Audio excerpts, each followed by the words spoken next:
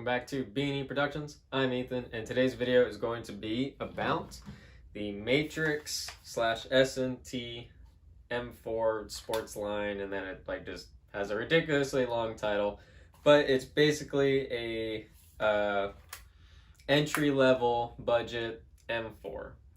And the reason that I bought this was to have another gun for filming for A Sweet Place to Die and some of the other projects that we're working on. And I wanted a cheaper AEG just to be able to, have a background gun that does make sound, that's not a GBB, because let's face it, those are expensive. And as cool as they are, and I do want to use them, right now this is what is in the B&E Productions budget for extra guns. And plus, I also wanted to have a good backup gun for when I do play Airsoft, because my primary is a Crytek CRB Mark II, and I did want to have another backup gun that was similar, but probably just less expensive. And also, like I said, I wanted to let one of my friends play and just give them a good, sturdy option that's very simple to use. So let's get into it. So starting off in the front, I did change out the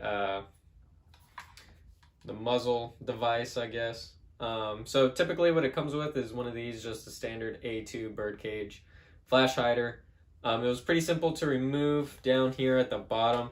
I don't know if you can see that, but there's a little pin. So you just have to kind of dig out around the plastic of the flash hider. You can pull the pin out and then you'll be able to unscrew it. It is threaded for 14mm negative. I got a Knights Armament, I think it's their triple tap muzzle device on here, and yeah, I think it just pretty dope, looks cool. I can put any of my A2 type suppressors on there, so I just wanted to take that orange tip off rather than painting it. Like I said, this was bought with the purpose of being a prop gun, so just changing that out, kind of makes it look a tad more realistic. Moving back, we have our fixed front post that's kind of tied into the gas block and all that. So this is non-removable. I mean, I guess if you change the barrel and stuff, but yeah, this is built into the gun. Moving slightly underneath, you do have your sling mount point. It is fixed, it doesn't go side to side, but it will go straight to forward. If you wanted to add a sling on here and you didn't want to use this, you could just do the old school paracord around the front sight post, or the front sight, I guess. And then you could just tie it around there and loop your sling through that. Moving back, we have our standard handguard. This is a very basic M4. But I like that it's the short-barreled version of it. It's not the standard 16-inch. It's a much shorter barrel. So yeah, no rail attachment points or anything like that. It's very simple. This is removable. You can change this out with something else if you really wanted to. Or they have other versions of this gun that do have, I believe they're railed. I'll put a link in the description that has all the different models that are available. I think they have different rail options. If not, it's just the standard one, but you can switch that out to something else if you would like. Moving back from there, we have our receiver. We'll start with the upper.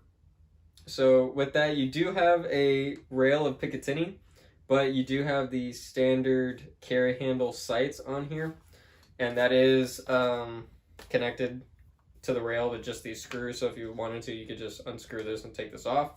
Personally, I did want that kind of old school M4 look, so I just left it. But if you did want to put a red dot or a sight or anything on here, you totally can. Really though, I love the look of that old school sight on there, and yeah, and the sights are clean, they work, they're very easy to use. So yeah, you should have no problem there.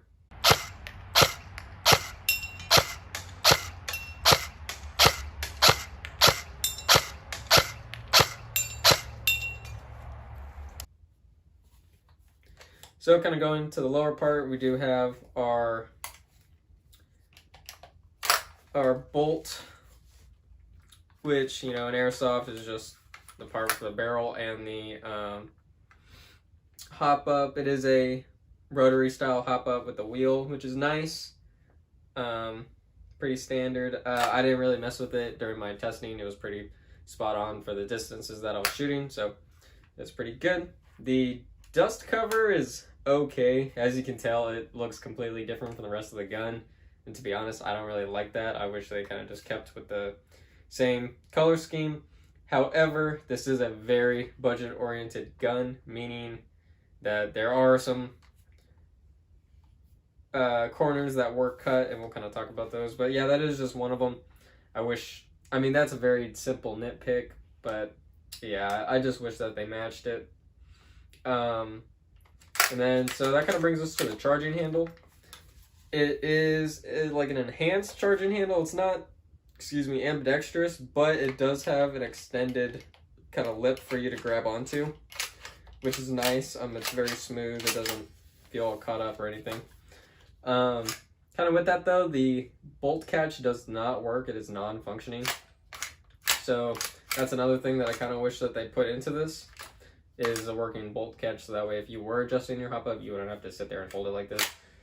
Is that such a big deal? No, especially on such a, starter gun, but yeah, that is something that I wish that they did add. So kind of moving down to the lower receiver, pretty basic. On the right hand side, you get an etched American flag, which is actually a pretty nice touch. I didn't realize that it came with it, so that was kind of cool to see. We have our standard magazine release. Pretty much this is like a standard M4, like very basic. On the other side, we have the typical Milan Abbey kind of sparring helmet. I mean, whatever. It's actually, I will say, it is very well done. It's etched in very nicely, so that is that. It is a little cringy sometimes, but oh well. It's got Cal 556, and then it's got the serial number down there. Bolt catch, non-functioning, and then we have our fire controls. It's pretty positive. It does feel a little loose sometimes, but it's like you can tell when you switch. So we're on safe, semi, and full auto. So yeah, when you go into semi, you don't hear that nice positive click as much. Like you can feel that subtle difference, but it's not as like when you flip to safe, you get that nice sound, or full auto. But overall, does the job. Grip, standard A2 grip. Personally, I really hate the A2 grip. I hate this little like notch here. From what most people do, they either sand it down, or you can just buy a new grip anyway. For being a budget gun, I mean, to me, this is just perfect. Just get the gun, put a battery in it, load the mag, and go out and play. I don't want to be changing too much on this. This is just kind of old school M4. Trigger is pretty nice. This does have a Mosfet and then some other goodness in there. Yeah, it's got like their G2 gearbox and then inline Mosfet, and it actually does make a big difference. The trigger feels nice and crisp. I know that's kind of hard to say with like an AEG, but it feels good. It doesn't feel all mushy and just bad. It's a good trigger. And you also get some pretty good trigger response. So kind of going from there, let's talk about magazines for a second. So it does come with a 300 round high cap, kind of like that standard, their metal mag. I think it looks pretty dope in there, that kind of old school style with this. Does release from the gun pretty easily. So the issue with the magazine, or the magazine release, is, so when I release this magazine, the magazine catch tends to get stuck on the outside. So when you release that magazine and the mag drops out, it just stays there. So you kind of have to push that back in when you reload or you put a new magazine in there, which is, I mean, it doesn't do it all the time. Like there, it released just fine. But I do notice that sometimes it does get caught up. Maybe that's a thing of just trying to play with it more and get it to break in. But I've had this gun for quite a while, done a lot of reloads, magazine changes, so yeah. But for such a cheaper gun, I mean, is it a big deal? It could be. Your magazine could just fall out of your gun if you're playing, you're not paying attention. So that could be an issue there. Like I said, maybe you can either replace that or just really try to work in with it more. Like I said, this has been used for a lot more like filming purposes, so not as much field use, but I haven't had it fall out on me in the field or while filming, but that is just something to be aware of. Again, this could just be my particular model, but just want to cover that basis. Moving back, we have our standard buffer tube, feels solid, no wobble. Like, this gun is very sturdy. Pretty much the only thing that kind of moves a little bit is the handguard, but even so, like, that's kind of to be expected. The stock is it's a little wobbly, but makes do. So something that I think's funny on here is the stock comes with a numerical like hole, so for you to be able to see, but the buffer tube is not numbered, so you just have like this kind of random hole there. It's kind of like a standard crane style stock. Nothing crazy, nothing special. Get the two little tabs right here, pop it out, and you got plenty of space down in there to put any kind of batteries in there. I typically run lipos or some 9.6 volts. Yeah, it's pretty simple.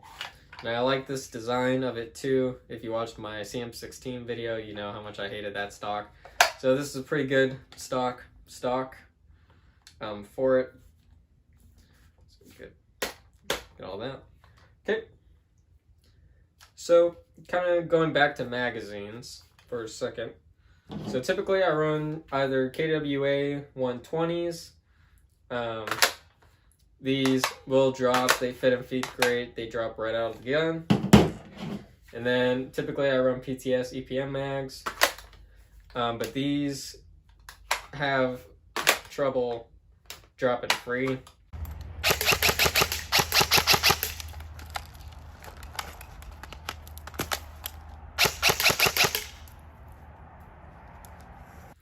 I guess if you wanted to sand these down, you could, but I'm suspecting that if you have PTS EPM mags, you're probably not going to want to do that because you probably own some more expensive guns.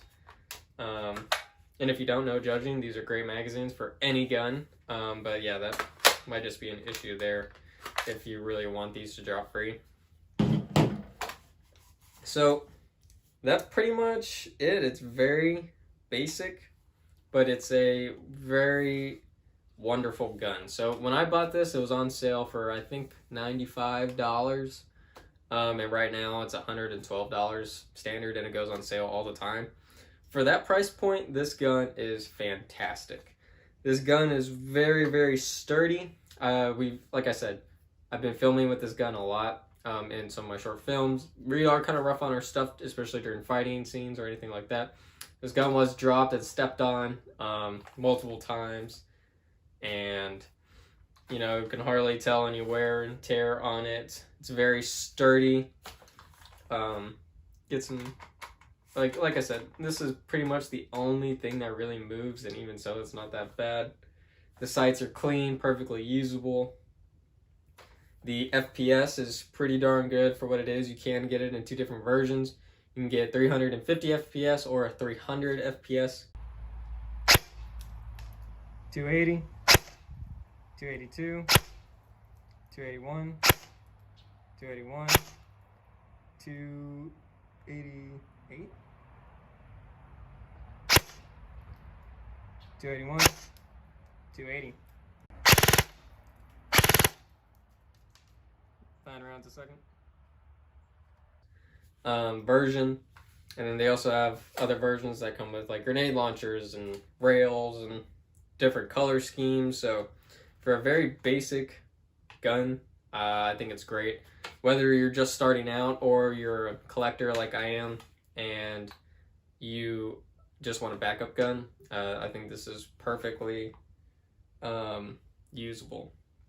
And for the price point, I think it's great. You get a great trigger, It's pretty basic in terms of like cosmetics, I guess, or the ways that you can attach accessories, but even for this, I think this is just supposed to be classic. I mean, you can put a red dot on there, but I don't think you really need to.